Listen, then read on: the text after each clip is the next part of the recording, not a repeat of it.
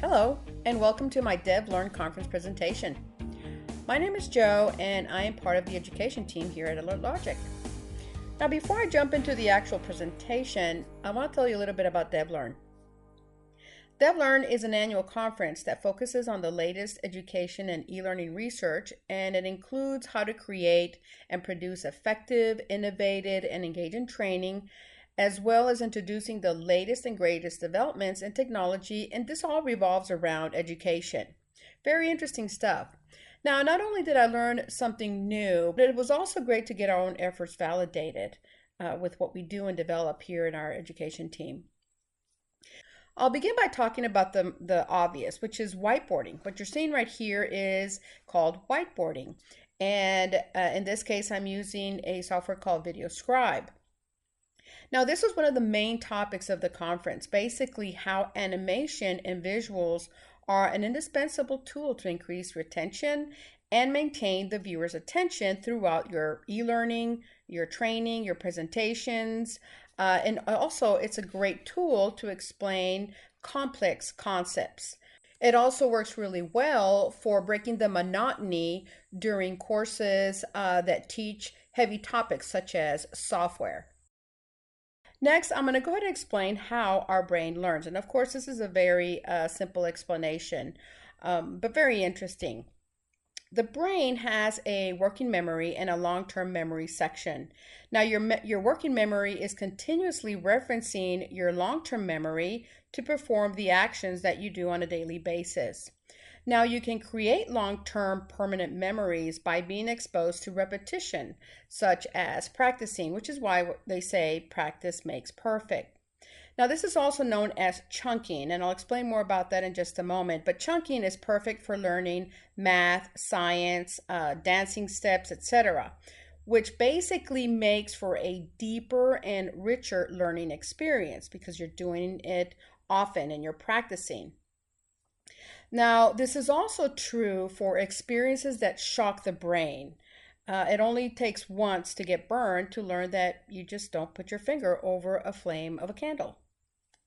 Now, that being said, how can we create more memorable and engaging training and presentations? Well, we can create more memorable courses by relating to the viewer and bringing in their own experiences, as well as setting scenarios and using storytelling. Now, at the beginning of a course, for example, you present the viewer with a challenge and prompt them to think. Here's a simple but very effective example. This gentleman needs to be on the other side of a piranha-infested river. How can he safely get across? So you provide the scenario and then you give the viewer various options to choose from and, of course, the solution. Here's an example on how we can use it with our own type of courses. For example, here's the statement. System files, log files, and other important data must be transported from your system to eLearning. How can you make this happen? We would then jump into an explanation of what the agent is, how it works, and how to install. Testing is also a great way for getting the attention of the viewer.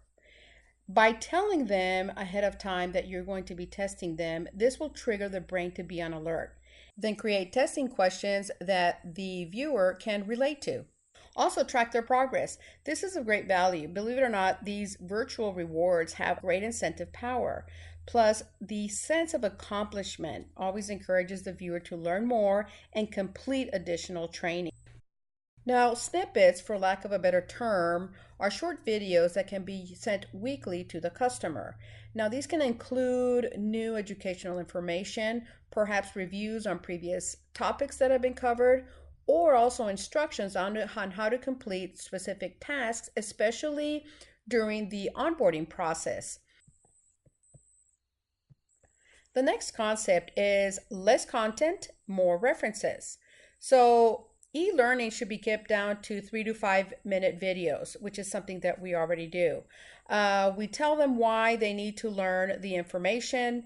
Then we present the content in 2 to 3 slides. And of course, we use visuals. the text has to be kept to a minimum and only include maybe specific keywords. And then the most important thing on these types of presentations or videos or e-learning is to provide them with links and informations on how to access additional details on the subject, such as documents, videos, knowledge-based articles, help links, etc. This is going to be imperative in expanding the learning experience of the viewer.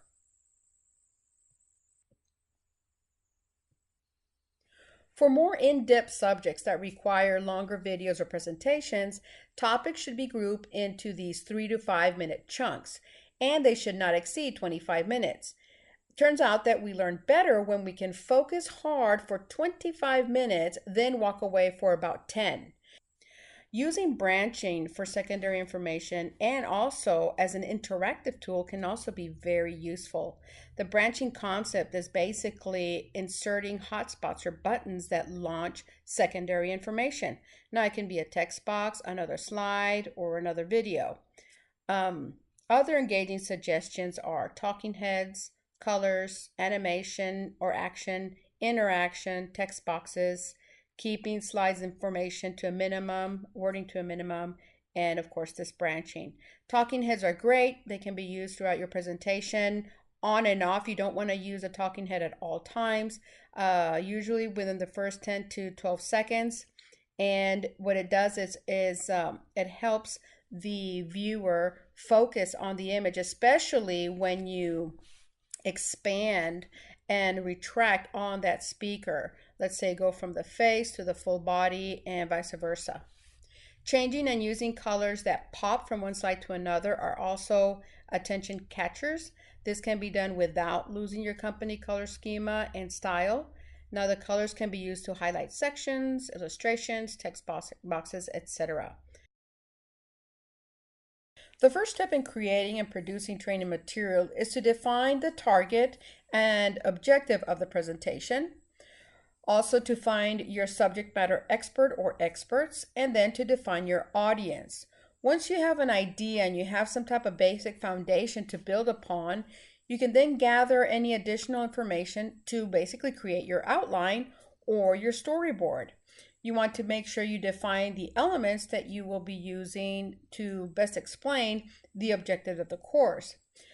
It's always really helpful to have your SME, your subject matter expert, to review this outline and topics to be included. Then you can also set your scenario, consider including, of course, some of the items or elements that will help support the information and to keep your viewer engaged, such as talking heads, activities, tests, quizzes, and then also take into consideration the types of devices that will be used to view your course. Then once you have all of this put together, then you can actually start working on your transcript, which also should be reviewed before you actually start recording. So this was the DevLearn conference in a nutshell. There was certainly more great information that I would have liked to have shared with you, but I really wanted to keep this presentation to a minimum. We look forward to working with everyone in developing valuable and useful training for our customers, especially when it comes to speeding up the onboarding process, as well as teaching them how to use our software to its fullest potential.